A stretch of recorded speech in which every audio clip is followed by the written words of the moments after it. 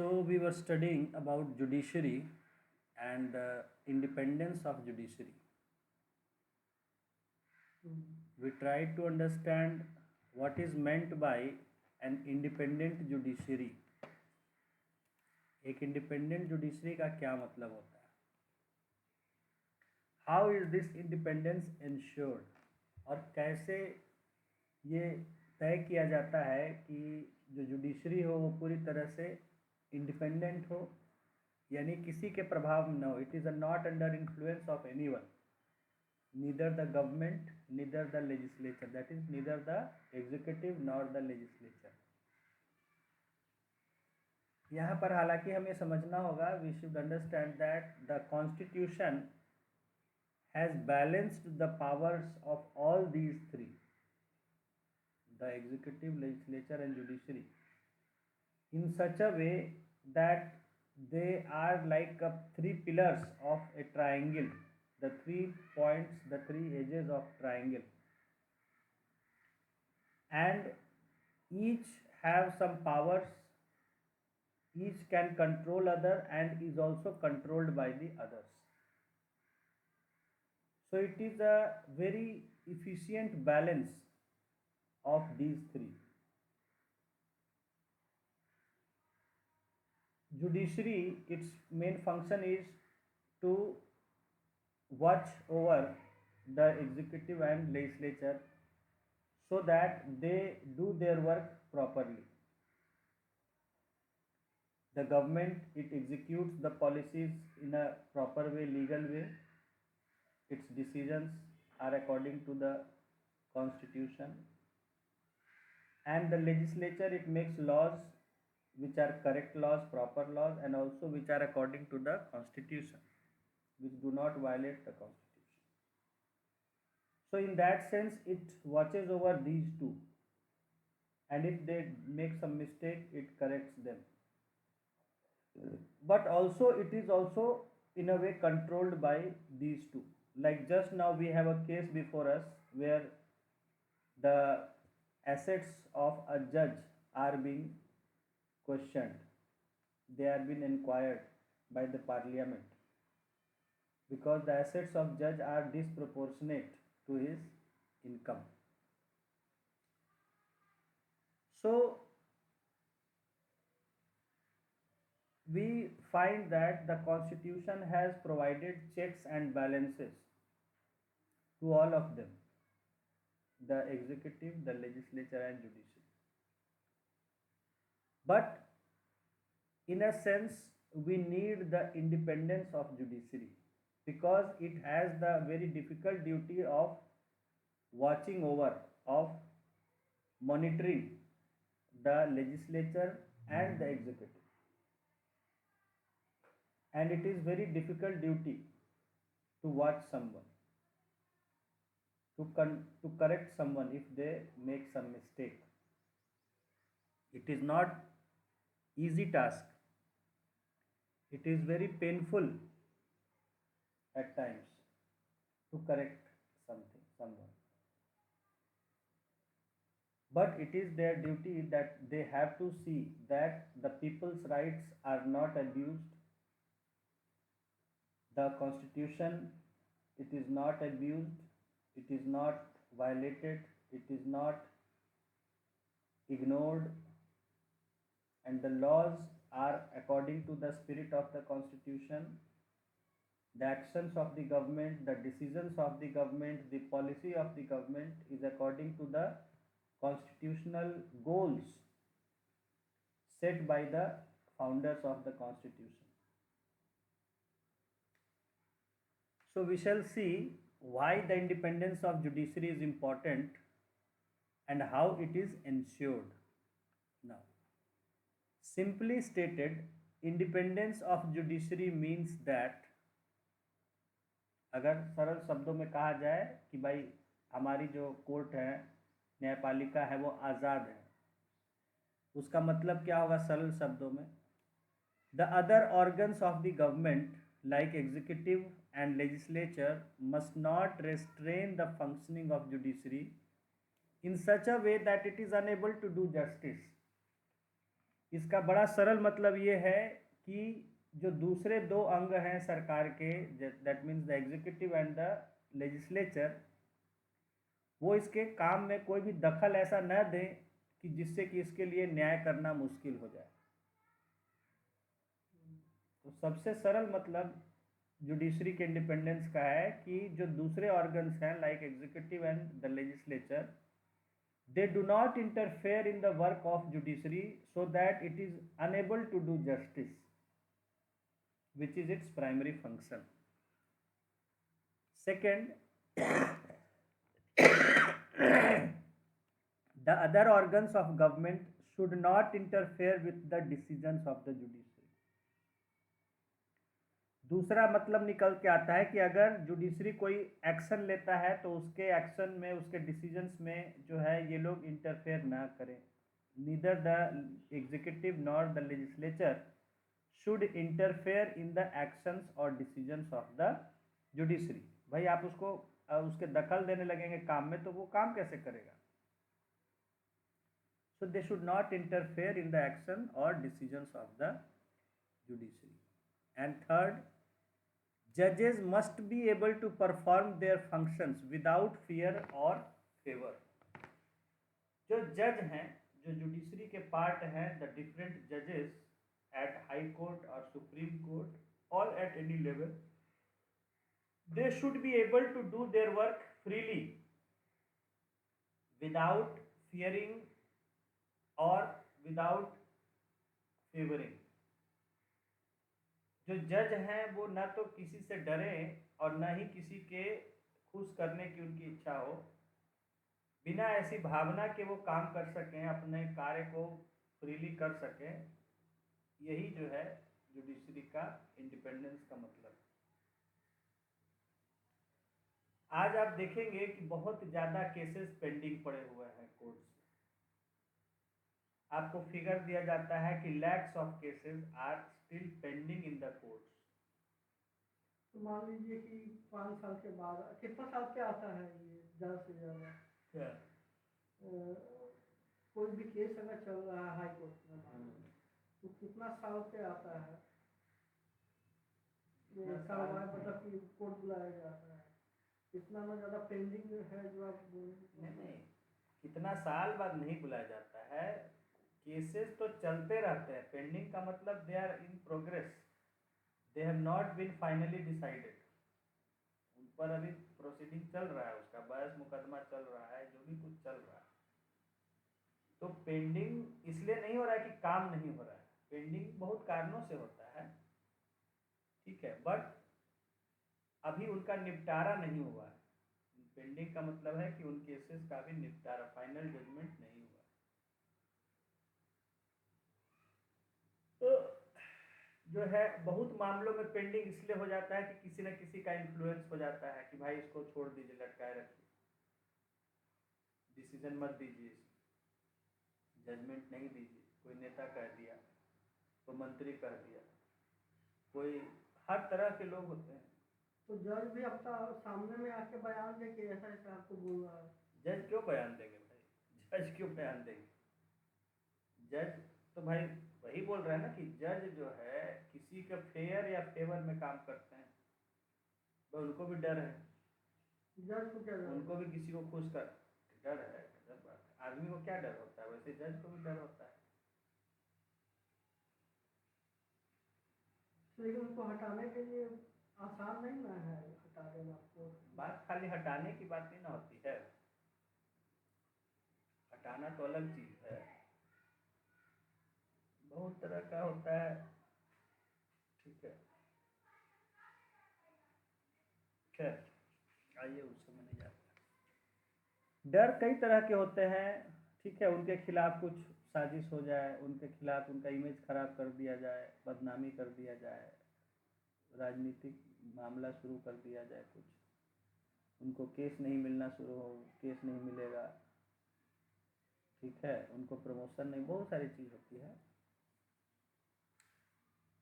सो this जजेस should be able to do their work without fear और favour, कि किसी को खुश करना है, आप खुश करने के लिए भाई ऐसा नहीं कि भाई उनको हाँ चूज करने के लिए फैसला कर रहे हैं, तो फिर फैसला वहाँ न्याय के पक्ष में नहीं होगा।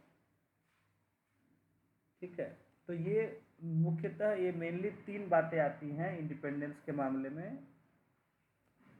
कि पहला कि the other organs of government should not restrain, उनको काम करने से रोके नहीं।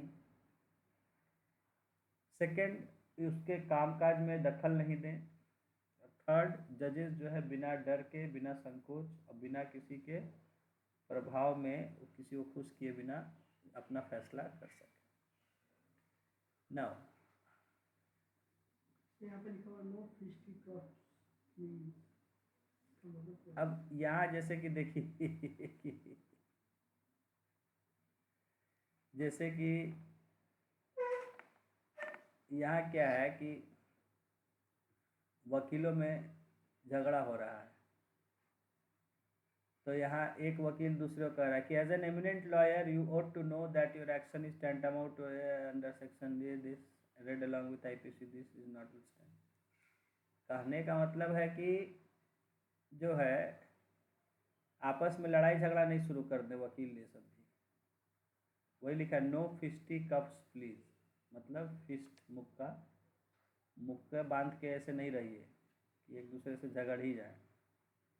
This is rule of law, यहाँ कानून का मतलब मुक्का बांध के मारने के लिए तैयार। हाँ हाँ, मारने ये देख नहीं रहा है मुक्का बांधे हुए है, मुट्ठी तो बांधे। जरूरी कि मारना ही के सेंस में, मुट्ठी और किस लिए बांधेगा आदमी? मतलब नॉर्मल भी तो नॉर्मल बात है, वहाँ कह रहा है उस सेंस में, देख रहे हैं सब हाथ हाथ मुट्ठी बांधे हुए कि मारने के लिए, इसलिए कहा जा रहा है। सब में भी लड़ाई हो जाता है। हाँ,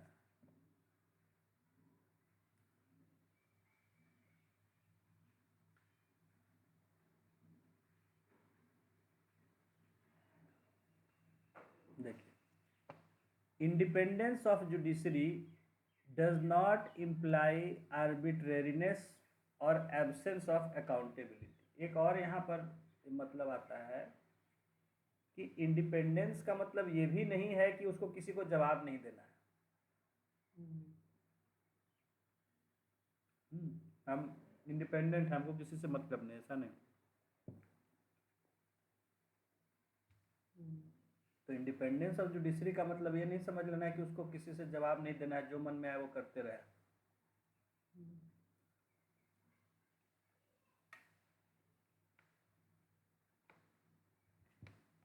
judiciary is a part of the democratic political structure of the country. कहने का मतलब है कि जो जुडिशरी है, न्यायपालिका है, वो भी इस देश के लोकतंत्र का हिस्सा है। जैसे जजेस जब किसी फैसले को सुन रहे होते हैं, जब तक उसकी सुनवाई पूरी नहीं हो जाती है तब तक उस पर किसी को कमेंट नहीं करना होता है। न कोई मंत्री, कोई सरकार का आदमी, कोई भी, या कोई प्रेस में उस पर कमेंट नहीं कर सकता।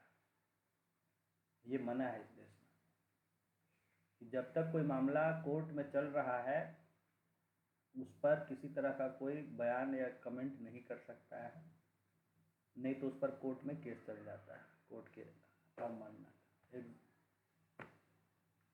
Contempt of court. तो ये अधिकार दिया गया है जुडिशरी को कि कोई उसमें दखल नहीं देगा, किसी तरह से उसको प्रभावित करने का कोशिश नहीं करेगा। तो ये कहा गया है, लेकिन इसका मतलब ये भी नहीं है कि जुडिशरी जो है बिल्कुल बेलगाम है, अब उसको किसी के प्रति जवाबदेही नहीं है, जो मन में आए सो किए जा रहा है, ऐसा भी नहीं। ये भी डेमोक्रेसी का पार्ट है। The judiciary is also a part of the democratic political structure of the country, वो भी इस देश के राजनीति के हिस्सा हैं। It is therefore accountable to the constitution, to the democratic traditions and to the people of the country. तो इसलिए कैसे जवाबदेही होता है? हाँ है, कैसे मतलब जवाबदेही होता है कि भाई आपको जो ये दिया गया है, आप मतलब थोड़े कि कुछ का कुछ फैसला सुनाते रहिए, आपको संविधान के, कानून के अधिकार हिसाब से फैसला सुनाना है। ये थोड़ा कि जो मन में आया फैसला दे दिए। ये कैसे हो सकता है? और समय पर फैसला देना है, बहुत ज़्यादा खींचना नहीं है, लंबा नहीं, लटकाना नहीं है। सब लोग काम कर रहे हैं, आप काम क्यों नहीं कर रहे हैं भाई? जब सब सरकार के लोग काम कर रहे हैं, रिजल्ट देना है पब्लिक को, तो आप क्यों नहीं कानून का जल्दी, केसों का, मुकदमा का फैसला जल्दी करते हैं? क्यों लटकाए रखते हैं? तो इस तरह जवाबदेही है। अब जैसे देखिए यहाँ पर, I remember the case of मचल, एक मचल लालूम का केस था, देखे थे ना कि कितना साल, वो 50 साल 78 साल वो रह गया 78 जेल में, साल में निकला। उस पर कभी कोई मुकदमा भी नहीं चला। तो ये तो उसके साथ बिल्कुल मतलब क्या है, अत्याचार है ना, कि भाई उस पर आप मुकदमा भी नहीं किया, उतने साल जेल में उसकी ज़िंदगी कट गई। उसको पैसा वैसा मिला कि नहीं सरकार ने? तो अब ये आगे का पता नहीं क्या हुआ, देना ही चाहिए था। नेट पे देखें तो फिर बाद में देखेंगे। देख लीजिएगा।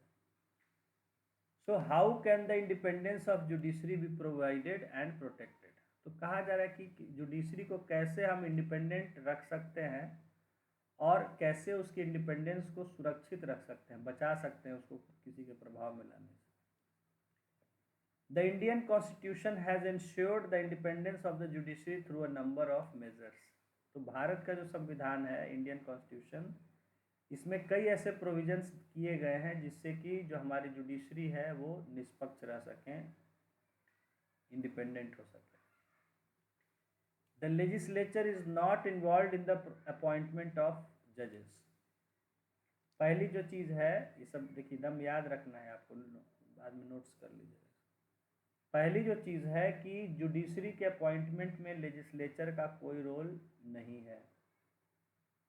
तो लेजिस्लेचर से वो थोड़ा सा इंडिपेंडेंट है इस तरह से कि भाई उसके अपॉइंटमेंट में उसका कोई लेना ही देना नहीं है। अपॉइंटमेंट का प्रोसेस आपको पता है कि जुडिशरी जो है कॉलेजियम सिस्टम के तहत नाम अपना जजेस के साथ कंसिडर करके जो चीफ जस्टिस हैं नाम सुझाते हैं प्रेसिडेंट को, और प्रेसिडेंट उनमें से किसी को on the advice of council of ministers appoint कर देता ये तो फिर आ ही गया लेजिस्लेचर।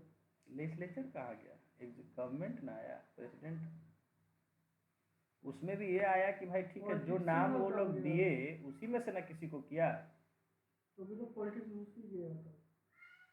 पॉलिटिक्स घुसा नहीं, देखिए नाम दिया गया जुडिशरी की ही तरफ से। अब उसमें से जितना वैकेंसी है या जिसको करना है कर सकते हैं, नाम तो वहीं से ना आया।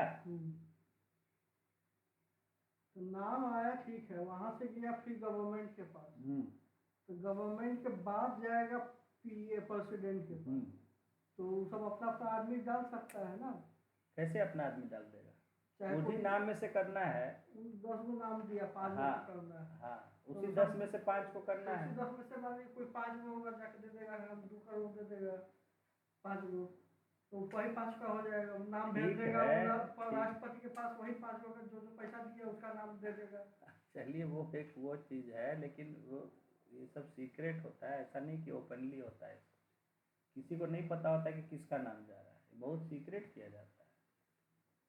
ये नहीं आप सोच रहे हैं कि ओपन होता है कि भाई किसका नाम भेजा जा रहा है, इसको किसी को नहीं पता होता है किसका नाम जा रहा है। तो ये लॉटरी सिस्टम के तरह समझ नहीं, लॉटरी सिस्टम नहीं, ये strictly between the chief justice and some other senior जजेस ये रहता है बात कि किसका नाम भेज रहे हैं।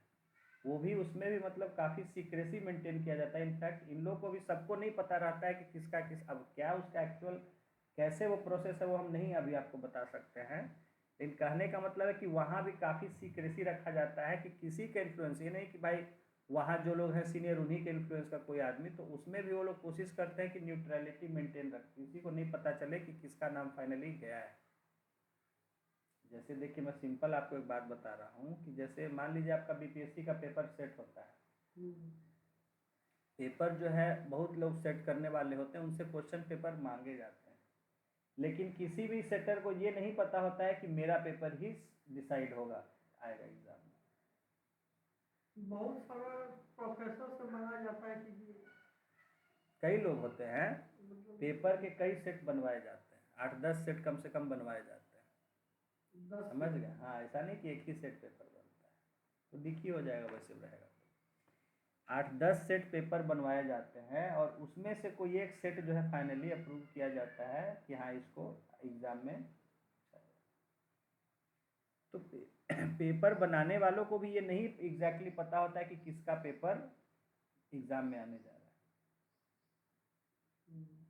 तो सीक्रेसी मेंटेन रखा जाता है। जैसे हम लोग जब आईएएस का इंटरव्यू देते हैं, ठीक है, तो आईएएस का इंटरव्यू देते हैं तो जस्ट 5 मिनट पहले बताया जाता है कि आपका किसके बोर्ड में इंटरव्यू होगा, ताकि ऐसा ना हो कि पहले से कोई सेटिंग वेटिंग कर ले। जस्ट 5 मिनट्स पहले अलॉट किया जाता है। जाने के लिए, हाँ, जब आप जाने वाले होते हैं चैम्बर में, उसके 5 मिनट पहले आपको बताया जाता है कि आपका इनका बोर्ड पड़ा है, उनके बोर्ड में आपका इंटरव्यू होगा। तो इतनी सीक्रेसी मेंटेन की जाती है, तो किसी को भी नहीं पता रहता है कि किसका कहाँ हो। तो कहने का मतलब इसी तरह सारा जो प्रोसेस है गवर्नमेंट में, वो उसका एक सीक्रेसी होता है। ऐसा नहीं कि सब ओपन है, सब कोई जान रहा है। तो उसी तरह किसका नाम भेजा जा रहा है, ये ऐसा इतना ओपन प्रोसेस नहीं होता है कि भाई सब जान रहा है, जाके पैसा सब दे, नहीं। तो खैर, हम यहाँ बात कर रहे थे कि the legislature is not involve in the process of appointment of जजेस। जजेस के अपॉइंटमेंट में लेजिस्लेचर का कोई रोल नहीं होता है। इस तरह से वो लेजिस्लेचर से इंडिपेंडेंट होते हैं। भाई उनको नहीं ना है कि हमारा करवाएंगे कि नहीं करवाएंगे, है ना, तो इसलिए उनके प्रभाव से फ्री हैं। Thus, it was believed that party politics would not play a role in the process of appointments. तो इस तरह से जो संविधान में लिखा गया, तो ये सोचा गया कि इस तरह से राजनीति से दूर रहेगा जजों का appointment. In order to be appointed as a judge, a person must have experience as a lawyer and or must be well versed in law. दूसरी तरफ जज बनने के लिए क्वालिफिकेशन है कि या तो उसको लॉयर का प्रैक्टिस करना है, उसका मिनिमम कुछ रिक्वायरमेंट्स हैं, या उसको लॉ में अच्छा जानकारी होना चाहिए लॉ का। तो ये सब जज बनने के लिए ये डिस्ट्रिक्ट लेवल पे भी यही इसी तरह से होता है क्या? डिस्ट्रिक्ट लेवल पे तो एग्जाम होता है। तो केवल ये हाई कोर्ट या फिर सुप्रीम कोर्ट पे होता है? जुडिशियल सर्विस का जो एग्जाम होता है 2 लेवल पे होता है, मतलब 2 जुडिशियल सर्विस का एग्जाम जो होता है वो सिर्फ इसी तक होता है, डिस्ट्रिक्ट जज तक के लिए होता है। और उसके ऊपर प्रमोशन, उसके ऊपर फिर हाँ प्रमोशन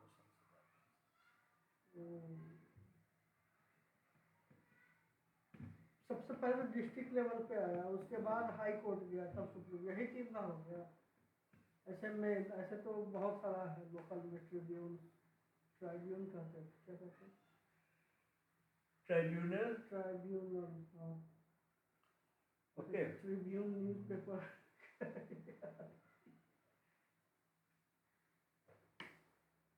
तो उसमें भी पहले पीटी होता है, मेंस होता है, तो और इंटरव्यू होता है।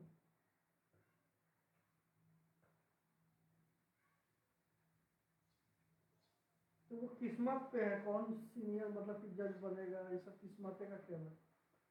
हाई कोर्ट सुप्रीम कोर्ट में जाके ट्राइब्यूनल में भी यही सब बैठता है जो जुडिशियल सर्विस एग्जाम। ट्राइब्यूनल में नहीं, ये लोग नहीं रहते हैं, एक आध जज रहते हैं, एक रहते हैं, जज भी रहते हैं, नहीं तो बाकी लोग वो ब्यूरोक्रेट्स, रिटायर्ड ब्यूरोक्रेट्स होते हैं, जिनको उस फील्ड में वर्क करने का एक्चुअल नॉलेज रहा है, और वो लोग उसको आसानी से समझ सकता है कि क्या प्रॉब्लम है, उसी फील्ड के स्पेशलिस्ट होता है। एक कोई जज भी मेंबर रहता है जो कानून का जानकार होता है। इस तरह से तो बहुत कोई नहीं जानता है इस बात को। देखिए, political opinions of the person और his her political loyalty should not be the criteria for appointments to judiciary. उसी तरह जो कोई जज के लिए बनना चाह रहा है, उसकी क्या सोच है, उसकी क्या राजनीति में उसके क्या विचार है, ये सब जो है कोई भी क्राइटेरिया नहीं होता है, न होना चाहिए जो है उसके अपॉइंटमेंट के लिए, ठीक है। तो ये सब नहीं देखा जाता है कि उसकी क्या सोच है, उसका राजनीति में किसको सपोर्ट करता है, किसके फेवर में है। तो ये सब ना तो होना चाहिए, ताकि उसको पॉलिटिक्स से दूर रखा जा सके। पॉलिटिक्स का कोई लेना देना जुडिशरी से ना हो। तो पहला तो ये चीज़ किया गया कि लेजिस्लेचर का कोई रोल नहीं है, पार्टी पॉलिटिक्स का कोई रोल नहीं। सेकेंड, द जजेस हैव अ फिक्स्ड टेन्योर। जजेस का टेन्योर फिक्स होता है। एक बार अपॉइंट हो गए तो जब तक उनका रिटायरमेंट का एज नहीं आएगा उनको हटाया नहीं जा सकता है। तो यही होता है ना, हम्म, तो वहाँ भी जज यही भी बात है। सस्पेंड होता है क्या? हाँ होता है। इसको सस्पेंड कौन करता है? चीफ विधायक जो नहीं, चीफ विधायक जस्टिस। नहीं, जो हाँ हाई जो यहाँ का है उसके हिसाब से हाई कोर्ट का करेगा या सुप्रीम कोर्ट का करेगा।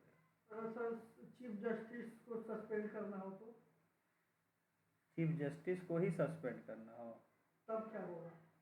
चीफ जस्टिस को उतना सीनियर पर सस्पेंड करने के बाद तब विधायक फिर पार्लियामेंट में मोशन मैंने असेंबली में मोशन या पार्लियामेंट में मोशन आएगा, रिजोल्यूशन आएगा कि भाई इनको ऐसे ऐसे है। ठीक है। और उसके नीचे में उस नीचे लेवल पे चीफ जस्टिस करता है, अगर चीफ जस्टिस को करना है तब फिर मोशन लाना पड़ेगा। द जजेस have a fixed tenure.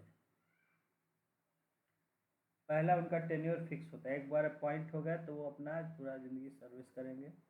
They hold office till reaching the age of retirement. जब तक रिटायरमेंट का उनका एज नहीं होता है तब तक वो सर्विस करते हैं।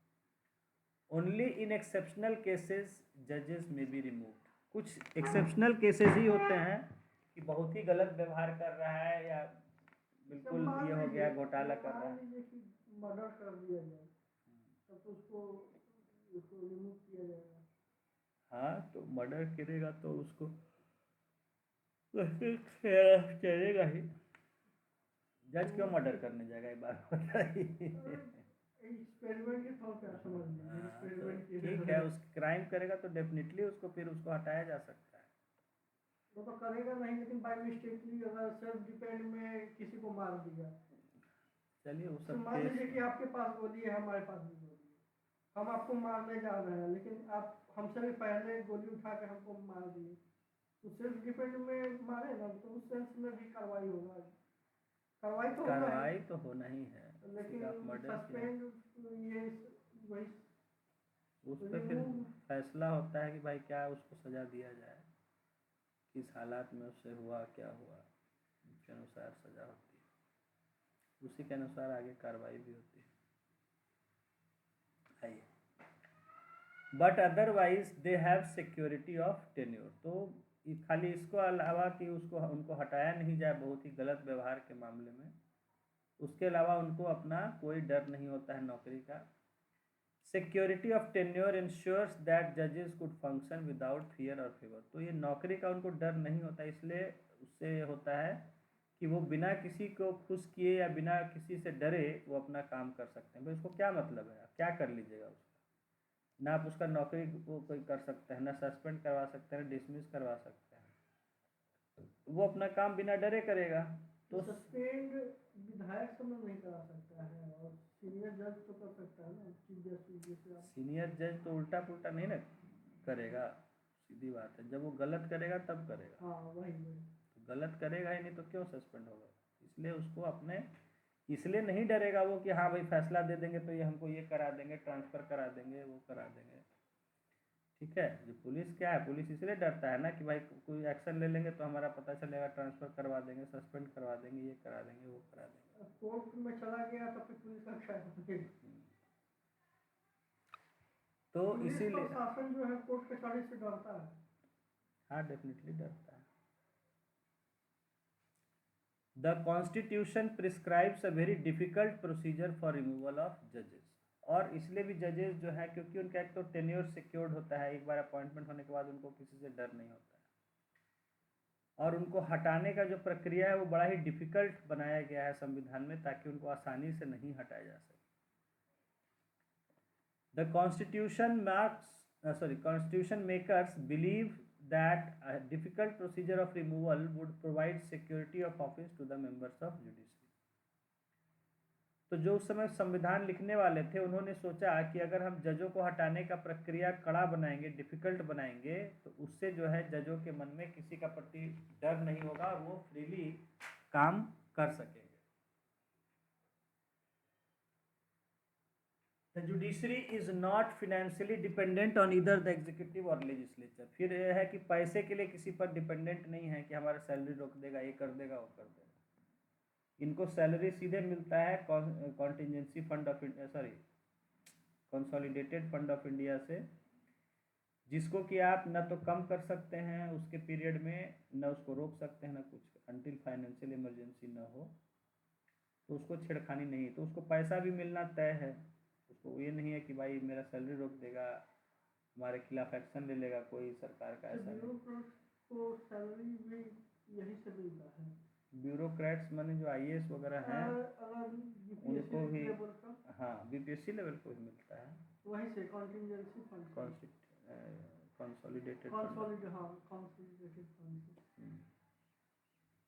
जितना भी सिविल सर्वेंट है या फिर स्टेट लेवल पे या फिर यूनियन लेवल पे कंसोलिडेटेड फंड से आते हैं, तो रुक नहीं सकता इन लोग का सैलरी। इमरजेंसी अगर नहीं लगे तो मतलब रुकना अलग बात है, पैसे की कमी हो जाना अलग बात है, लेकिन आप उसको घटा नहीं सकते हैं। ये नहीं कि आप सैलरी उसका घटा दिए या उसका सैलरी पर रोक लगा दिए।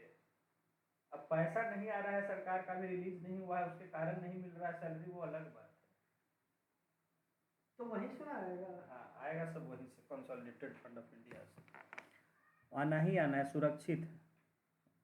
ऐसा होता है जैसे हाँ सरकारी कर्मचारी क्या सुरक्षित रहते, बोले 2 साल से नहीं मिल रहा है सैलरी, कोई बात नहीं, मिलवे करेगा जब मिलेगा।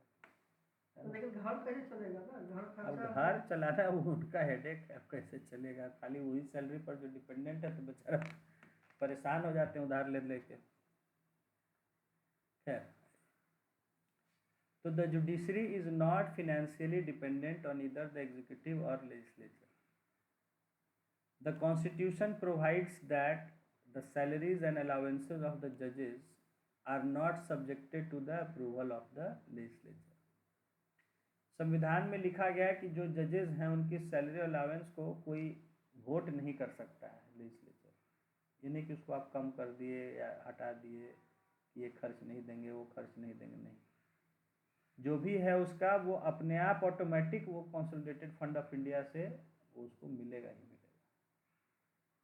इसलिए उसको पैसे पर भी कोई डर नहीं है कि हाँ मेरा पैसा रोक देगा, ये नहीं देगा, वो नहीं देगा। The actions and decisions of judges are immune from personal criticism। आपको बता ही थे कि उसकी आलोचना नहीं किया जा सकता है उनके फैसलों की। The judiciary has the power to penalize those who are found guilty of contempt of court। उसी तरह जो लोग कोर्ट का अपमान करते हैं, अवमानना करते हैं, कंटेम्प्ट करते हैं, उनको उसको सजा देने का भी अधिकार है कोर्ट। कंटेम्प्ट मतलब contempt means to disrespect.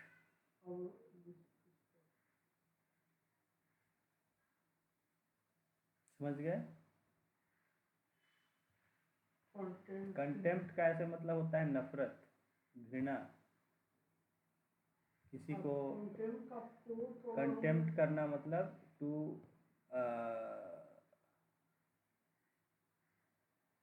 Abandon someone. Contempt के कई मतलब होते हैं। बस इसके साथ contempt means to disrespect, to abuse, to despise. Contempt means होता है, हाँ में अलग हो जाता थोड़ा, वही चीज है लगभग, मतलब किसी का भी आप अपमान कर रहे हैं। अपमान, अवमानना, हिंदी में, शुद्ध हिंदी में अवमानना कहते हैं। अवमानना मतलब अपमान, अवमानना का मतलब अपमान। कंटेम्प्ट ऑफ कोर्ट मतलब अवमानना ऑफ, हिंदी में क्या कहेंगे पूरा, कोर्ट की अवमानना, न्यायालय की अवमानना, अवहेलना, अवमानना।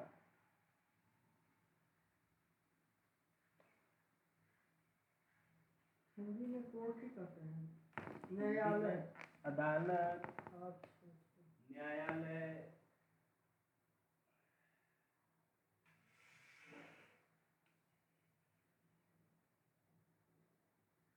उच्च अदालत, सर्वोच्च अदालत।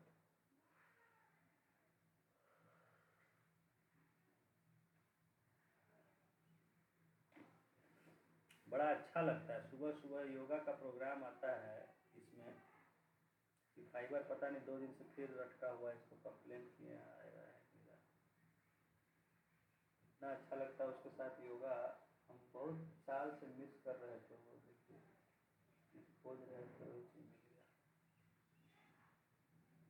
बहुत अच्छा स्टेप है इंडिया टीवी का। रामदेव बाबा के साथ सुबह सुबह योगा कराता है, बहुत सी बातें तो रोज आता है, रोज आता है। रामदेव बाबा से जुड़ा हुआ है क्या होता है? हाँ तो दोनों का प्रचार, उनका भी तो प्रचार हो रहा है ना। कितना बजे? 5 बजे से आता है। 5 5 बजे। से 6 योगा विद रामदेव प्रोग्राम का नाम है।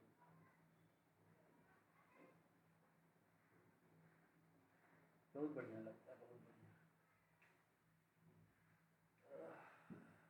मतलब बहुत साल से हम पटना से आए थे, तब से परेशान थे इस चीज़ को लेकर। हमको अकेले अजीब लगता है, उसमें लगता है कि चलो माहौल है, वो लोग भी कर रहे हैं, आप भी साथ में अपना कर रहे हैं।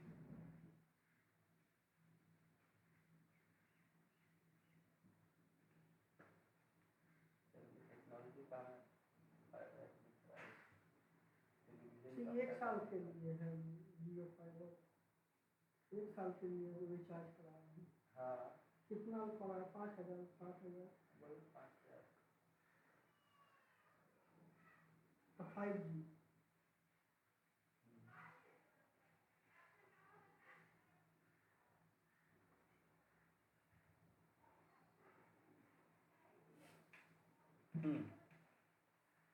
और फिर वो penalize क्या है? अपना पेनलाइज मीन्स सजा देना, पेनाल्टी।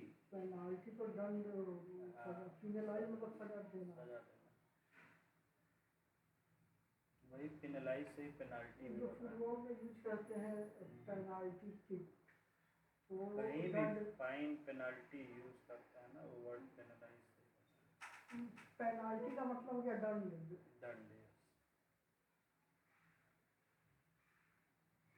तो यहाँ पे है सजा देना, penalize दो। वर्ब हो गया, पेनाल्टी नाउन हो गया। हाँ हाँ हाँ।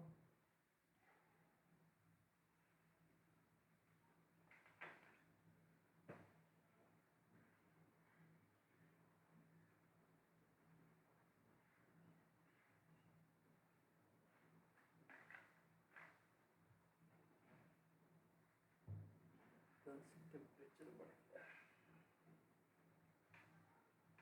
बाप रे 37 अब जा रहा है, तब ना तो एक रात रात में गर्मी रहता है। फिर अभी तो 37 डिग्री जाएगा टेम्परेचर। कल 39, अरे कल परसों 39 डिग्री जाएगा। तो ठंडा सही है, गर्मी ठीक है। तो हमको तो कुछ समझ में नहीं आता। दोनों ठीक है। नहीं, तो गर्मी अगर ऐसी चल रहा है तो ठंडा है गर्मी में तब ठीक है। अगर ठंडा में कोई काम 39 कल जाएगा जी, और दिन का टेम्परेचर बढ़ता जा रहा है।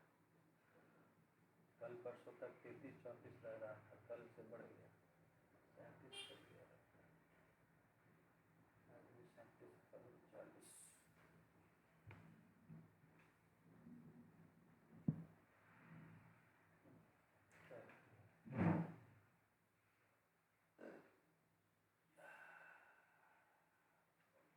बर्दाश्त करना चाहिए। देखिए तो the judiciary has the power to penalize those who are found guilty of contempt of court। इस वर्ड भी सीखते रहिए, अच्छा कर रहे हैं, सीख रहे हैं, उसको यूज करिए, समझिए कैसे। तो जुडिशरी को ये शक्ति है कि जो लोग कोर्ट की अवमानना के दोषी पाए जाते हैं उनको वो सजा दे सकती है। और इसी में सबसे ज्यादा सजा देती है सरकारी लोगों को, मंत्रियों को, अधिकारियों, कलेक्टर, सबको। कंटेम्प्ट ऑफ कोर्ट, कोर्ट ने आदेश दिया उसको पालन नहीं कर रहा है, तुरंत इशू होता है कंटेम्प्ट ऑफ कोर्ट का, ये नहीं तो सजा मिलेगा जो। ठीक है, इसमें आईएएस को भी जेल में डाल दे सकता है कोर्ट जो है कंटेम्प्ट ऑफ कोर्ट का जो है यूज करता है। तो प्रधानमंत्री में भी लगा किसी को देगा भी हो तो सकता है। वो उसको भी जेल हो सकता है। बिल्कुल। This authority of the court is seen as an effective protection to the judges from unfair criticism। तो ये जो अथॉरिटी दिया गया है कोर्ट को, ये एक इफेक्टिव प्रोटेक्शन की तरह देखा जाता है। जजेस के पास है एक शक्ति जो उनको बचा के रखता है फ्रॉम अनफेयर क्रिटिसिज्म, कि कोई उस पर गलत कोई तरह का बात नहीं कर सकता है, टिप्पणी नहीं कर सकता है। अगर करता है तो वो उस पर कोर्ट के अवमानना का जो है वो एक्शन ले सकता है कि भाई आपने कोर्ट का अपमान किया है, आपने कोर्ट की अवमानना की है, इसके लिए आपको ये दंड दिया जाता है, सजा दी जाती है। तो ये उनको एक बचा के रखता है कि लोग कोई अनाप शनाप कुछ ना बोलें कोर्ट के बारे में, जजों के बारे में। Parliament cannot discuss the conduct of the जजेस except when the proceeding to remove a जज इज बीइंग कैरिड आउट। उसी तरह पार्लियामेंट जो है वो जजों का आचरण, उनके व्यवहार पर बहस नहीं कर सकता है, चर्चा नहीं कर सकता है, केवल उसको छोड़ के जब उनको हटाने का कोई प्रस्ताव चल रहा है पार्लियामेंट, ठीक है। उसके अलावा वो किसी भी जज के आचरण को, उनके व्यवहार, उनके कामकाज की चर्चा वो नहीं कर सकते। This gives the judiciary independence to adjudicate without fear of being criticise. तो इससे जो है जुडिशरी को, जजों को, न्यायपालिका को बिना आलोचना के डर के कोई भी फैसला करने की उसको आज़ादी मिलती है कि भाई आपको कोई भी गलत आपका आलोचना नहीं करेगा, तो इसलिए वो बेखौफ होके अपना फैसला, अपना काम कर सकते हैं।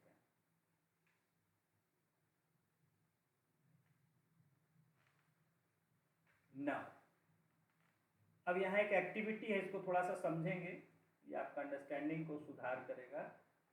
Hold a debate in class on the following topic. इस टॉपिक पर एक बहस करें, अपने क्लास में डिबेट आयोजित करें। Which of the following factors do you think work as constraints over the जजेस इन गिविंग देयर रूलिंग्स।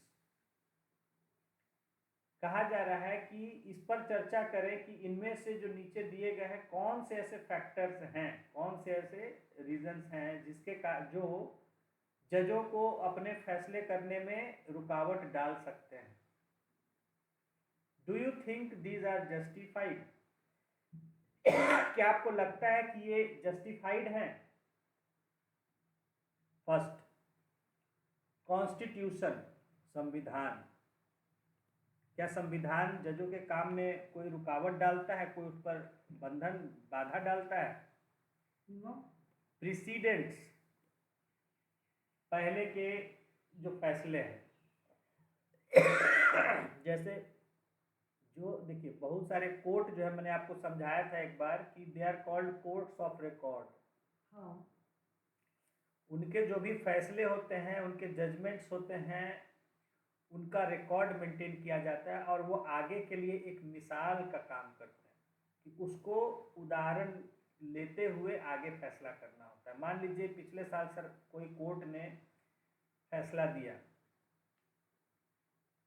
अब आगे कोई 2 साल बाद, 5 साल बाद वैसा ही कोई मामला आता है किसी कोर्ट में, तो उस कोर्ट को उसके पहले जो किया गया था फैसला उस कोर्ट के द्वारा, उसको भी उसको समझ के ही फैसला देना होता है, उसी के अकॉर्डिंग फैसला देना उसी तरह से काम होता है। हाँ, सही काम होता है कि देखिए ना, आप इसमें पढ़िएगा तो सारा कोर्ट केसेस दिया हुआ है उसी तरह से। हाँ, तो वो हम रेफरेंस वहाँ देते हैं जब बहस होती है कि सर उस मामले में कोर्ट ने ऐसा फैसला दिया था।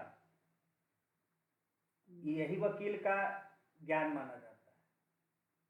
वकील जो बहस करते हैं ना, उनको इसी आधार पर विद्वान माना जाता है कि कितना उनको मामलों की जानकारी है, कब क्या फैसला। नहीं तो वो किताब में जाके रिसर्च करते हैं, जब कोई केस मुकदमा चलता है, वो जाके खोजबीन पूरा उसका पीछे का करते हैं कि कहाँ कहाँ किस कोर्ट ने, किसी देश में, दूसरे देश में भी कोई फैसला हुआ उसको भी वो देखते हैं। समझ गए। तो जिंदगी भर खोज छानबीन करते रहते हैं। तो वैसा कोई इंपॉर्टेंट मसला होता है तो उसका वो नहीं तो जानता। सामान्यतः जो उनके मसले होते हैं वो अपना वही वो पढ़ते हैं, जब LLB सब पढ़ते हैं उसमें पढ़ाया जाता है, ठीक है। तो that is called precedents, past decisions, precedent, past incidents, past incident, past examples लिख लीजिए।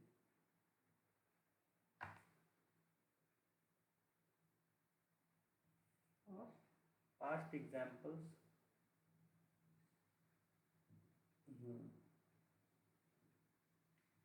ये सब वर्ड है ना, इसको यूज करने में बहुत काम है, फायदा करेगा। तो सीखिएगा तब ना। हम लोग भी सीखे ना एक समय, हम लोग को भी अच्छा लगता था। हम लोग को सर बोलते थे कि जिस दिन सीखो उसी दिन यूज करो, उसको कोशिश करो, तब आप उसको बिठा पाओगे अपने दिमाग में। नहीं तो खाली याद करोगे फिर वो बैठ जाएगा, फिर वो यूज नहीं कर पाओगे। अगर उसको चाहिए, तब हमारे इंग्लिश ऐसे नहीं टीचरों ने बहुत उसमें ये किया, गाइड किया। जिस दिन आप उसको सीख रहे हो उसी दिन कोशिश करो उसको किसी से, बच्चे से बातचीत में इस्तेमाल करो, कहीं लिखने में इस्तेमाल करो। तो हम लोग करते थे, आपस में बातचीत करते थे, वर्ड्स को कोशिश करते थे डिस्कस कर कुछ कर बोलने का, लिखने का। बोले खाली याद करने से नहीं होगा, जब तक उसको जैसे पहले हम लोग कोशिश बच्चों का बहुत सकाया रहता था खाली याद करना। बोले याद से याद रहेगा, कोई पूछेगा तो मीनिंग याद आ जाएगा, लेकिन जब आपको खुद से उसको अपने लैंग्वेज में नहीं यूज कर पाओगे तो बोले वो फिर आपके डिक्शन आपके कहाँ है, आपके अंदर कहाँ है वो, जब आप यूज नहीं कर रहे हो। कहे कि उसको लिखने में जब तक आप, इसलिए उसको लिखो, यूज करो। बहुत पहले शुरू में थे खाली वर्ड मीनिंग याद करो, फिर बोले नहीं उसका कैसे यूज होता है वो समझो, कैसे सेंटेंस में यूज होता है। फिर उसके बाद और आगे बढ़े, ग्रो किए, तो फिर बोले कि नहीं उसका समझो, उसके साथ साथ उसको यूज करना शुरू करो। कोशिश करो कि उसको उसी दिन या उसी वीक में कम से कम, जब छोटे थे 6th-7th में तो 8th में करते थे, उसी वीक में कम से कम आप उसको कहीं भी लिख के यूज कर लो, बोल के यूज कर लो, तब आपका वो माइंड में आना शुरू होगा जब आप यूज करोगे लिखने में, बोलने में। तो ऐसे हम लोग करते थे, कोशिश करते करते फिर इतना हम लोग का जो है वर्ड पावर इम्प्रूव हुआ। It is long practice, matter of habit. तो इसलिए आप जो कह रहे हैं कि ठीक, इसलिए आप लोग को हम इतना दम जो है बिल्कुल रिटर्न मटेरियल से इस तरह से डिस्कस पढ़ाते हैं कि वो ताकि आपके दिमाग में वैसे का बैठ जाए और आप उसको वैसे लिख सके। इसलिए कहते हैं कि लिखिए, लिखिएगा जब ये सब लाइंस को तो वो आपके बैठेगा धीरे धीरे लिखावट में। कैसे है, बोलिएगा तो वैसे आपकी बोली में आएगा। इसलिए कहते हैं बोल बोल के पढ़िए, बोल बोल के भी इसलिए आपको रीडिंग करने का। एनीवे, तो ये कोर्ट का रिकॉर्ड है, जब जब बहस होता है तो वहाँ पे आदमी सब जो बैठा रहता है सब लिखते रहता है, टाइप करते रहते हैं, सब बहस होता है, टोटल चीज लिखाते रहते हैं। Every proceeding is recorded. और जज क्या करते हैं, किसने क्या कमेंट दिया, जज क्या लिखते रहते हैं। जज भी अपना नोट्स बनाते रहते हैं, उनको भी तो फैसला करना है। वो जो भी बहस में सुनते हैं उनके दिमाग में आती है वो नोट करते रहते हैं, पॉइंट को भी नोटेड में। ओके, तो सब फिर उसके बाद क्या होता है, वो सब जो टाइप करता है अपने हैंड से, टाइप ही करता है सब लगभग। तो टाइप करने के बाद क्या होता है, वो फिर उसका पूरा बुक कंपाइल किया, पूरा लोगों की जानकारी के लिए पब्लिश किया जाता है उसको। जैसे अखबार छपता है वैसे वो भी छपता है। बुक में कहाँ छप, मतलब अखबार में सीरियस मैटर है तभी ना आएगा। नहीं नहीं नहीं, वो जो है उसका एक मैनुअल होता है, उसका सब कोर्ट का अपना, जैसे सीनियर जो हाई कोर्ट है, सुप्रीम कोर्ट है, उनका एक अपना पब्लिकेशन होता है। वहाँ से हमेशा उनका प्रोसीडिंग जो रहा इस हफ्ते का वो सब छपता है, ताकि लोग उसको पढ़ सके, वकील ये सब लोग पढ़ सके, क्या है वकील लोग पढ़ सके, जो भी कोई पढ़ सके। आप भी जाइए खरीद के पढ़िए, लेके पढ़िए। तो जैसे कि देखिए कोर्ट में ही, कोर्ट्स में ही मिलता है। तो वो जो है कहने का नहीं, तो अब तो वेबसाइट पर मेंटेन होता है। अब वो छापने उपने का सिस्टम पुराना हो गया, अब तो सीधे वेबसाइट है उसका बना हुआ, आप वहाँ देख सकते हैं। वेबसाइट का नाम क्या है सर? वेबसाइट सर्च कीजिएगा, हाई कोर्ट का, सुप्रीम कोर्ट का है, सर्च करिएगा रिकॉर्ड। तो पर डे का जो प्रोसीडिंग हो रहा है, डिसीजन बात हो रहा है, सब उसमें अपलोड होते रहता है। ठीक है, उसका वेबसाइट वगैरह मिल जाएगा, आपको सर्च कीजिएगा तो उसमें कहीं सर्च करिएगा record of supreme court proceedings या जजमेंट्स, तो आपको मिल जाएगा। बहस भी एक एक बात मिल जाएगा। हाँ हाँ बिल्कुल। तो ये होता है, वो लाइब्रेरीज में रखा, इसीलिए वहाँ लाइब्रेरीज में सब बुक्स रहती हैं, वो उठा के जजेस भी पढ़ते हैं उनको कि कब क्या जज ने फैसला दिया था, किस आधार पर, किस दलील पर वहाँ क्या मामला हुआ था। ऐसा नहीं होता है। अब हमारे यहाँ तो इतना लोग नहीं करता है, सब क्या कहें, हमारे यहाँ तो सब बहुत अच्छा, पूरा दुनिया में एक ही जैसा लॉ का पढ़ाई है क्या? पूरा दुनिया में नहीं है, लेकिन बहुत देशों में है मिला जुला। हम ये लोग सब जो गांधी जी सब गए थे इंग्लैंड पढ़ने के लिए लॉ, उसके बाद आप प्रैक्टिस किए साउथ अफ्रीका में जाके, तो मतलब कि लगभग इसका मतलब तो यही है कि सेम ही है। नहीं, बेसिक लॉ हम अभी भी पढ़ते हैं तो ब्रिटिश लॉ बहुत सारा चीज़ पढ़ते हैं, तो यहाँ भी पढ़ाई होता है, वो उन्हीं चीज़ों पर है, थोड़े है मतलब कि वही चीज़ वहाँ पे भी पढ़ना है, यहाँ पे भी पढ़ना है लगभग। अब बीटेक का कोर्स है तो बीटेक का कोर्स सब जगह सिविल इंजीनियरिंग वही पढ़ाई होता है। अब उसका वो है कि कहीं प्रोफेसर अच्छे होते हैं, कहीं खराब होते हैं पढ़ाने लॉ वाले, का पढ़ाई कहीं लगभग थोड़ा सा सब जगह, सिलेबस ज़्यादा एडवांस होता है, कहीं सिंपल होता है। कहीं दूसरा बुक भी लास्ट हाँ, सेमेस्टर में वही सब चीज़ है। चूज करना रहता है, तो लगभग सेम ही है सब जगह। सेम है हाँ। जैसे अब जब आप जैसे इंजीनियरिंग में बहुत ब्रांच, अब मैकेनिकल इंजीनियरिंग जहाँ पढ़ाई होगा तो वो तो वही ना पढ़ाएगा सब जगह, लगभग मोटे तौर पर तो वही चीज़ ना पढ़ाई जाएगी।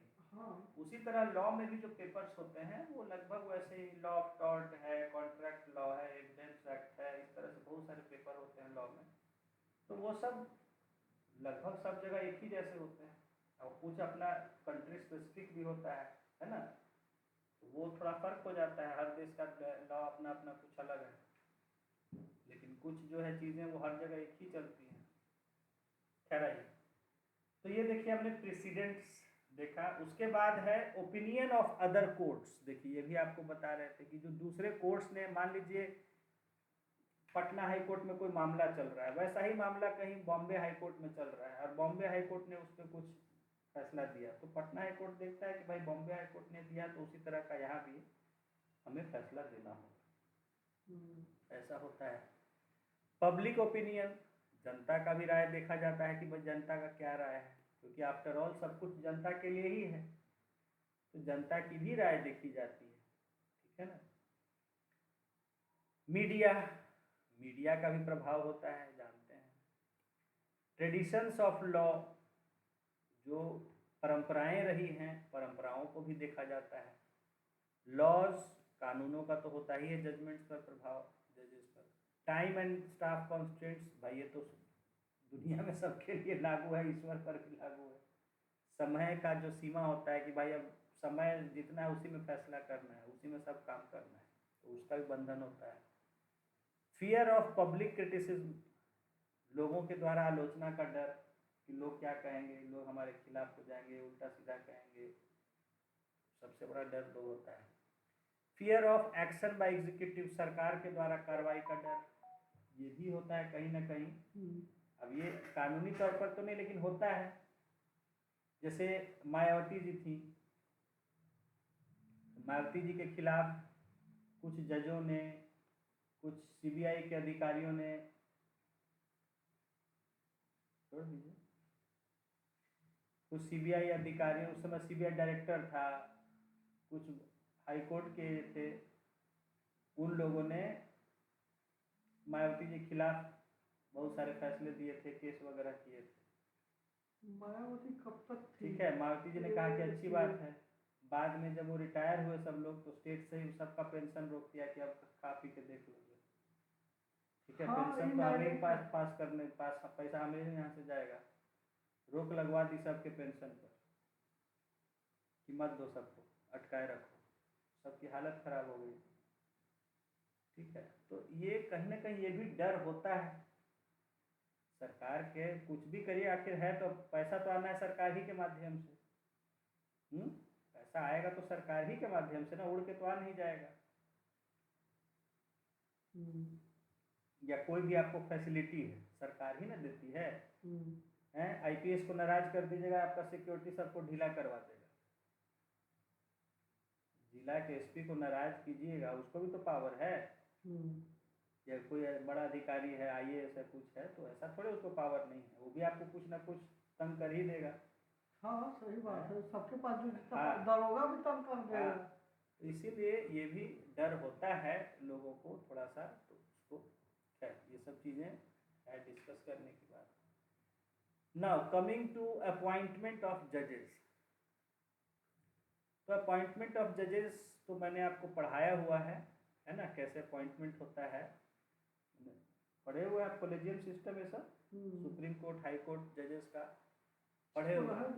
हाँ, यहाँ देखिए है कि साइड में लिखा है, I am afraid I am getting confused in a democracy. लिख रहा है कि you can criticise prime minister और even the president but not the जजेस। What is this contempt of court? खैर वो अपना हाँ, देखिए देखिए क्या लिखा है। As far as the appointment of chief justice of India is concern, over the years a convention had developed whereby the senior most judge of Supreme Court was appointed as the Chief Justice of India. ठीक है, this convention was however broken twice.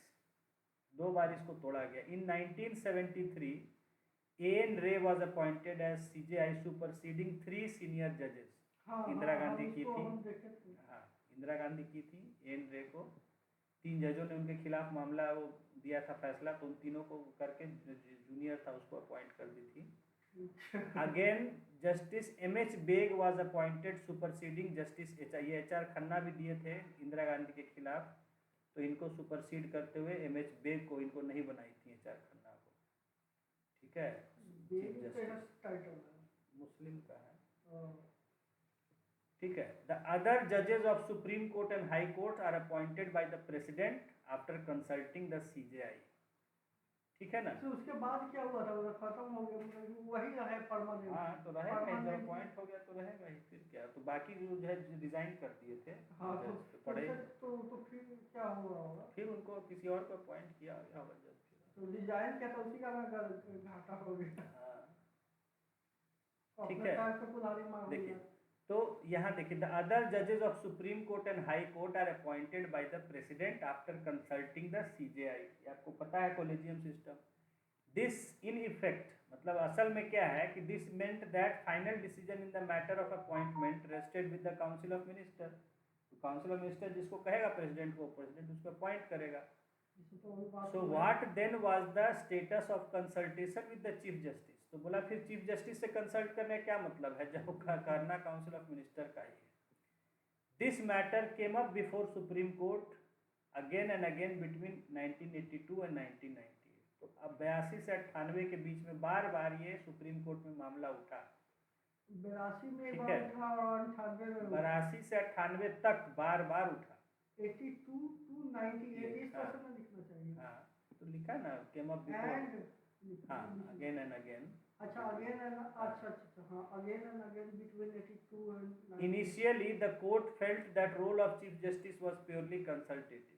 तो पहले court को लगा कि नहीं, chief justice का यहाँ रोल सिर्फ सलाह देने तक है। Then it took the view that opinion of chief justice must be followed by the president. ठीक है, बाद में उसने ये रखा कि नहीं, उसका बात उसको मानना ही चाहिए राष्ट्रपति को। Finally, the Supreme Court has come up with a novel procedure. It has suggested that Chief Justice should recommend names of persons to be appointed in consultation with 4 senior most judges of the court. है ना? Thus, the Supreme Court has established the principle of collegiality in making. Total मिला के 5 हो जाता है, जिसमें से एक CJI रहता है, और वो भी तो सीनियर ही रहते हैं, उनके थोड़ा lower. At the moment, therefore, in matters of appointment, the decision of the group of senior judges of Supreme Court carries greater weight. Thus, in matters of appointment to judiciary, the Supreme Court and the Council of Ministers play an important role. ठीक है? ये पांचों में से 3 को अगर सुझाव दिए और 2 को नहीं दिया, या फिर 3 को नहीं, वहाँ मेजॉरिटी से जाता है। ठीक है, वहाँ मेजॉरिटी होता है, वो भी वोटिंग करके। ये 5 अगर नाम दे दिए तो प्रेसिडेंट को मानना ही मानना है। नहीं, मानना ही मानना नहीं है, उनमें है कि फिर प्रेसिडेंट उनमें किसी को कर सकता है, नहीं भी कर सकता है। अब ये यही चला आ रहा है पोजीशन, अब इस पर कोई ये नहीं हुआ है। अब इसको बाइंड नहीं ना कर दिया गया प्रेसिडेंट को इस कॉलेजियम में। वो रिमूवल ऑफ जजेस मैंने आपको ये पढ़ा चुके हैं, कैसे रिमूवल होता है। ठीक है ना? The removal of judges of Supreme Court and High Court is also extremely difficult. A judge of Supreme Court or High Court can be removed only on the ground of proven misbehavior or incapacity.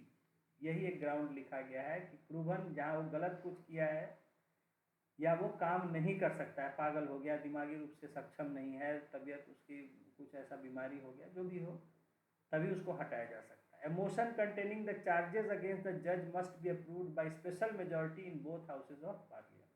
तो जब अगर हटाना होता है तो उनका charges के साथ जो हटाने का प्रपोजल जो है दोनों हाउस में स्पेशल मेजॉरिटी के साथ पास होना चाहिए.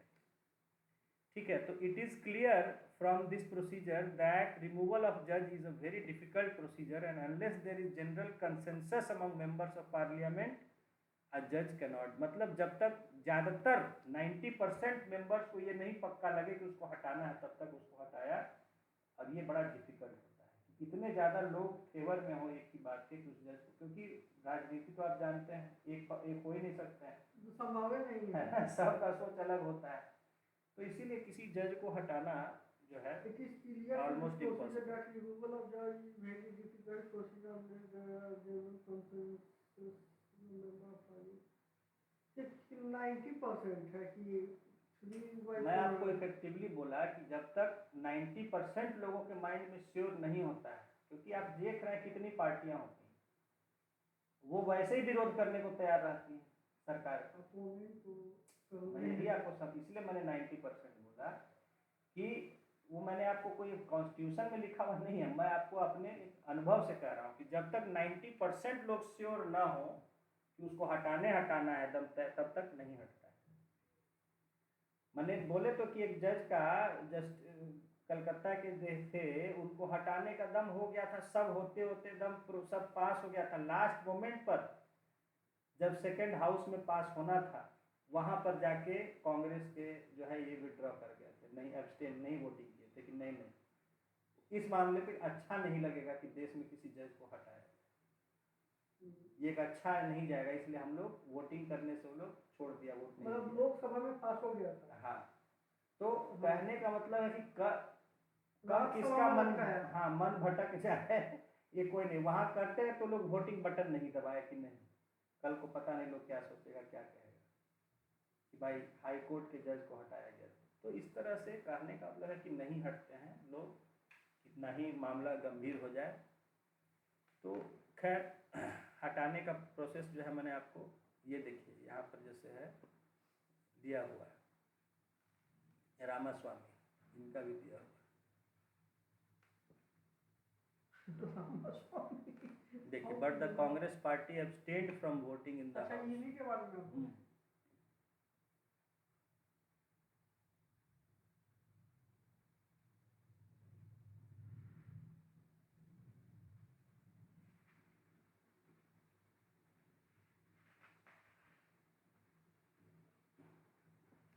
ये सब तो जान ही रहे sir.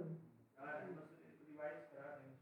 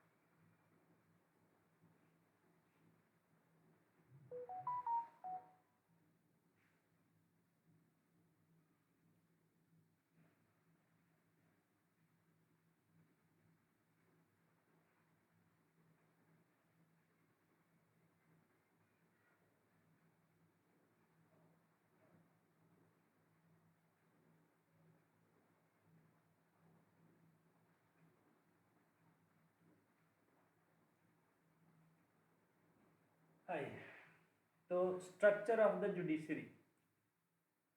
Okay, so now we shall see how the judiciary in our country it is arranged. What is its structure? The Constitution of India provides for a single integrated judicial system. हमारे संविधान में देश का एक ही judicial system है, जो पूरे देश का सिस्टम वो एक ही सिस्टम में लिंक्ड. जैसे बहुत से देशों में जो है वहाँ अलग अलग तरह की जुडिशरी होती है. हर स्टेट की अपनी अलग जुडिशरी होती है, उसका दूसरे स्टेट से कोई लेना देना नहीं होता है, ना उस देश के फेडरल जुडिशरी से कोई मतलब होता है. ठीक है, वहाँ हर स्टेट का अपना अलग, समझ गए. इनफैक्ट कई जगह तो डिस्ट्रिक्ट्स का भी इंडिपेंडेंट होता है, कि दूसरे डिस्ट्रिक्ट से लेना देना नहीं रहता. लेकिन हमारे यहाँ सिंगल इंटीग्रेटेड जुडिशरी, यानी कि नीचे से लेके सबसे नीचे जो भी कोई कोर्ट है और वहाँ से लेके हाईएस्ट, वो सारे एक ही सिस्टम में they are linked and they are under constant supervision of the higher judiciary. ठीक है, एक ही तरह के लॉ. जैसे मैंने बताया कि कुछ देशों में है अलग अलग, स्टेट में अलग, वहाँ कानून भी अलग होते हैं. एक स्टेट में जो कानून होता है वो दूसरे स्टेट में वो कानून नहीं होता.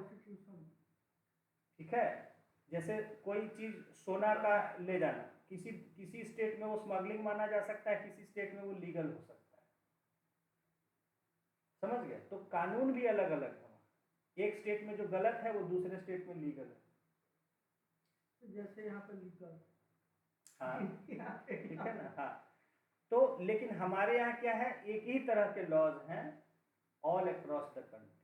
The same set of laws they are applied. Federal structure है ना. हाँ, नहीं फेडरल तो वहाँ भी है, लेकिन हमने सिंगल इंटीग्रेटेड जुडिशरी अपनाया. जबकि वहाँ क्या है कि अलग तरह का जुडिशरी, सब जगह का अलग है. वहाँ फेडरल लॉ अलग है, स्टेट लॉ भी हर स्टेट का अलग है, जुडिशरी भी अलग है. उसको कोई लेना देना नहीं कि भाई वहाँ क्या हो रहा है, दूसरे राज्य में कौन क्या कह रहा है. ठीक है, तो इसलिए हमारा दिस मीन्स, देखिए लिखा है that unlike some other federal countries of the world, India does not have separate state courts. लिख ही दिया वही बात. The structure of the judiciary in India is pyramidal. एक पिरामिड की तरह है, जिसमें टॉप पर है supreme court at the top, high courts below them and district and subordinate courts at the lowest level. ठीक है, तो एक पिरामिड की तरह, इस तरह से सबसे ऊपर है सुप्रीम कोर्ट, उसके नीचे हाई कोर्ट, उसके नीचे डिस्ट्रिक्ट कोर्ट्स, नहीं सॉरी सेशंस कोर्ट, फिर डिस्ट्रिक्ट कोर्ट, फिर जो है सबऑर्डिनेट कोर्ट्स जो है. सेशंस कोर्ट होता है क्राइम्स, जो यहाँ डिस्ट्रिक्ट कोर्ट से जो क्राइम के लिए डिस्ट्रिक्ट कोर्ट होते हैं उसको सेशंस कोर्ट कहते हैं. ठीक है, क्राइम के लिए. हाँ, डिस्ट्रिक्ट कोर्ट से हायर उसका वो होता है प्रेसिडेंस. अच्छा. हाँ, सेशंस कोर्ट जो होते हैं वो हाई कोर्ट के नीचे और डिस्ट्रिक्ट कोर्ट से ऊपर. मतलब किस मर्डर के सेंस में, या फिर रेप केस, या फिर ड्रग्स. नहीं, अथॉरिटी के सेंस में. जनरली सेशंस कोर्ट में क्रिमिनल ही केसेस देखे जाते हैं. ठीक है, सेशंस कोर्ट का क्या कहते हैं? सेशंस, हाँ, SESSIONS, सेशंस कोर्ट. जैसे आप कहीं जाइएगा लिखा रहेगा the district and sessions court of Patna या जहाँ पर. उसके नीचे हो गया DISTRICT कोर्ट, और उसके नीचे हो गया फिर ये ट्राइब्यूनल.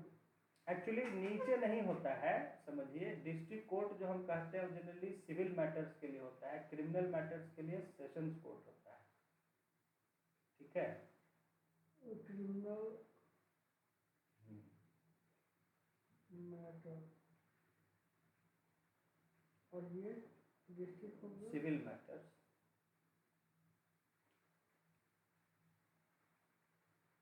दोनों एक ही है.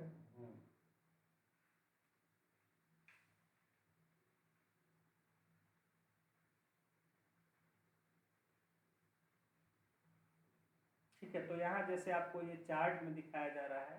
ठीक है, सबसे ऊपर सुप्रीम कोर्ट, उसके नीचे हाई कोर्ट, उसके नीचे डिस्ट्रिक्ट कोर्ट, सेशंस कोर्ट, फिर उसके नीचे सबऑर्डिनेट कोर्ट्स. ठीक है, सबऑर्डिनेट को ही ट्रिब्यूनल कहेंगे. नहीं, सबऑर्डिनेट को ट्रिब्यूनल नहीं कर सकते. ट्रिब्यूनल जुडिशरी में नहीं आते हैं, वो अलग तरह का सिस्टम है. अच्छा. वो हमारे जुडिशरी में नहीं है ट्रिब्यूनल, वो एडमिनिस्ट्रेटिव. सबऑर्डिनेट कहाँ पे आता है? सबऑर्डिनेट जो होता है जैसे कि ब्लॉक में, जैसे मजिस्ट्रेट होता है, मुंसिफ कोर्ट होता है, फैमिली कोर्ट होता है, समझ ये सबऑर्डिनेट कोर्ट ब्लॉक ये लेवल पे होता जिले है। से नीचे स्तर पर होता है, तो हर कहाँ पे ब्लॉक में रहता है। ये ब्लॉक में रहता है। हाँ, ब्लॉक लेवल पर रहता है या उससे भी नीचे रह सकता है, ठीक है। ब्लॉक सब डिवीजन, ब्लॉक और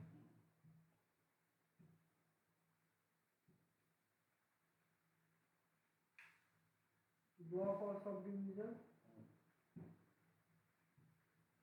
सब डिवीजन में होता है सबऑर्डिनेट कोर्ट।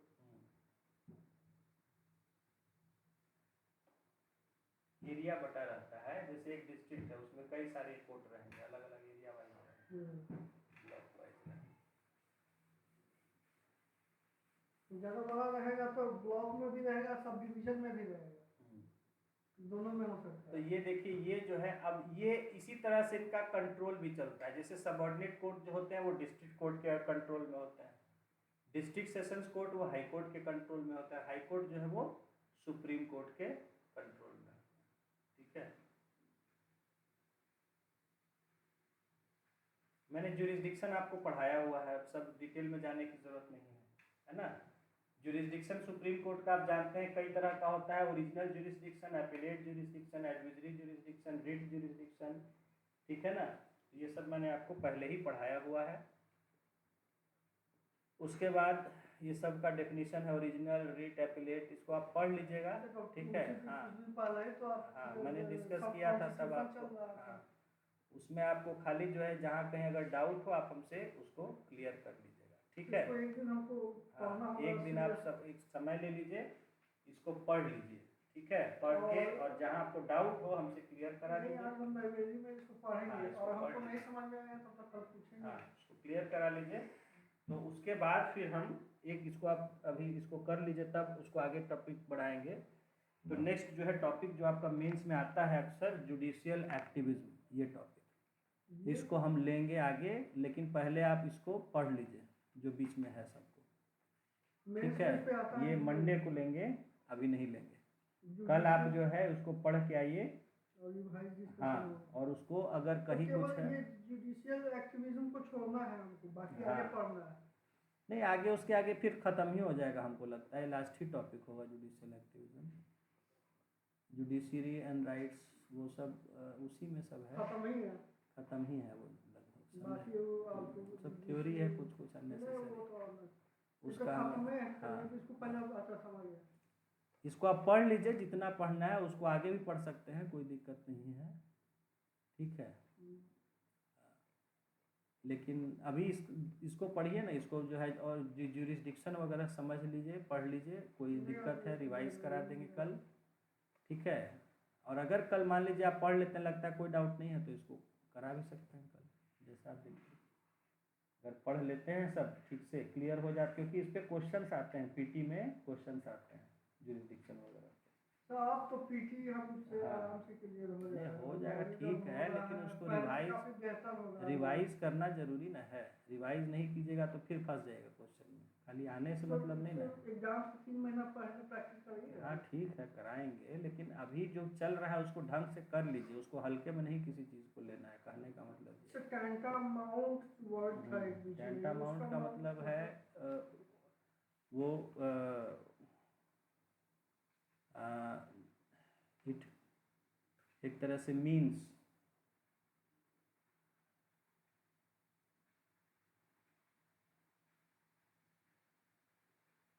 टैंटामाउंट का रुकिए मतलब टैंटामाउंट का मतलब आप लिखिए कि हिंदी में आप लिखिएगा कि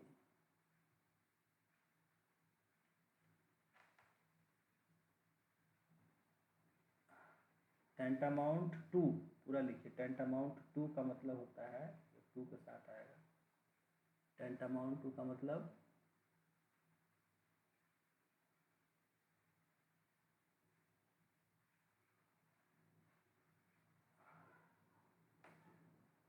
क्या है, इसको हिंदी में बोलना है।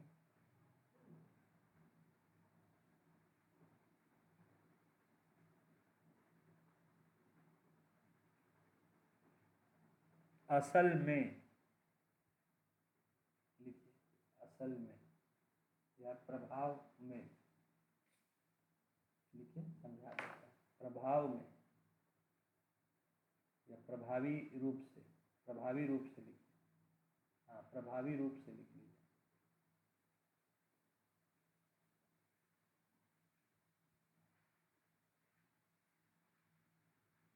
जैसे देखिए मैं आपको सिंपल समझा रहा हूँ कि एक नोट है, पैसे का करेंसी नोट है, आपके पास है, आपने उसे फाड़ दिया। आपका पैसा, आप सोचते हैं पैसा मेरा है, इसको फाड़ दो। तो आपके लिए उसका क्या है कि भाई नोट था, फाड़ दिया हमने, या फट गया, फाड़ दिया, लेकिन एक्चुअली वो फाड़ना एक क्राइम है, आप फाड़ नहीं सकते। That is not your property, that is the property of the government, you are only the carrier. तो it tantamounts to a crime, समझ गए? प्रभावी रूप से वो एक मतलब अपराध कर दिया। प्रभावी का नॉर्मल हिंदी में क्या है? असल में वही ना लिखाए थे आपको कि असल में, तो आपके लिए तो लगे अरे क्या है, नोट था फाड़ दिए, कौन सा इसमें चीज हो गया, लेकिन वो नोट फाड़ना एक तरह से क्राइम है। ये भी आम आदमी से पूछ दीजिएगा हाँ, तो नहीं बताता नहीं, है। हमारे पिताजी हमको कहे थे, एक समय छोटे थे हम, तो कहे कि अच्छा ये नोट है, तुम इसको फाड़ दोगे क्या? हम कहे हाँ फाड़ देंगे, क्या मेरा पैसा है? बोले नहीं, not tear of that note, it is property of government and it is a crime to destroy government property, currency. अगर फटा हुआ नोट जाके बैंक में देंगे तो उनको अरेस्ट करवा सकते हैं। नहीं नहीं, फटा हुआ नोट नहीं, मैंने वही हाँ, बता रहा हूँ हाँ, कि फटा हुआ, आपने कहा कि भाई फट गया है, ठीक है फट गया है, लेकिन वो फाड़ना, जानबूझ के फाड़ना उसको, that is a crime. Crime में तो उसका सजा उजा नहीं ना है। सजा भी हो सकता है, सजा देखिए कि है क्या, उसका पता नेट पर देखिएगा, कुछ तो होगा। हाँ होगा, ऐसा नहीं, लेकिन उसको चूंकि तो लेकिन कोई जानेगा तब ना। हम बात है कि फाड़ पैसा दिए। कोई क्यों फाड़ेगा, पैसा तो कीमत का चीज है, उसको क्यों जो कोई मान लीजिए करेगा। पहले के जमाना का एक हाँ, 5 रुपये का नोट हाँ, था, हाँ, मान लीजिए हाँ, उससे उसमें हाँ, तो वही मैं बता, इसलिए 10 रुपये तो फाड़ tantamount ही का ना सकता मतलब है। यही होता है कि कोई चीज का असल में क्या उसका प्रभाव पड़ता है।